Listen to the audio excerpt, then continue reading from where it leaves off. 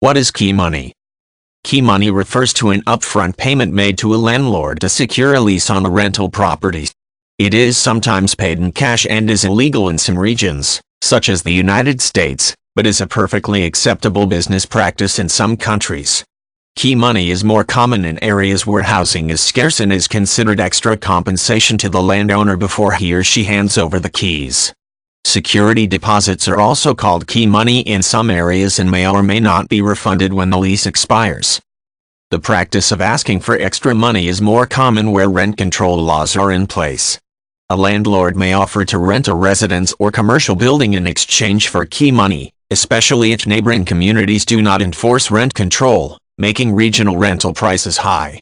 Paying cash up front assures the tenant of low rent it cannot be raised for the term of the lease. Some landlords will waive the payment to attract a desirable tenant to live in his or her property. In Thailand, the term means different things. It can refer to a security deposit that is refunded if the property is left in good condition when the tenant moves out.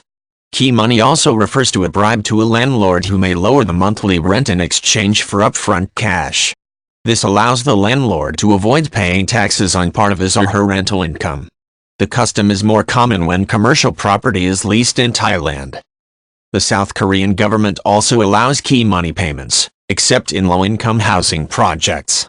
Called jeongseori, which translates to money in full, the term typically appears in rental agreements.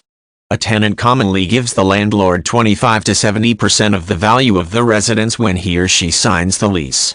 No monthly payments are required, and the money is returned to the tenant, without interest, at the end of the lease period, which is generally 2 years. Japan also permits similar payments, which are most common and traditional in large cities. The practice evolved in the 1940s when a housing shortage limited the number of rentals available. A deposit is usually part of the lease agreement and is equivalent to 2 monthly payments. Foreigners who live in Japan are typically charged a fee to rent in desirable areas.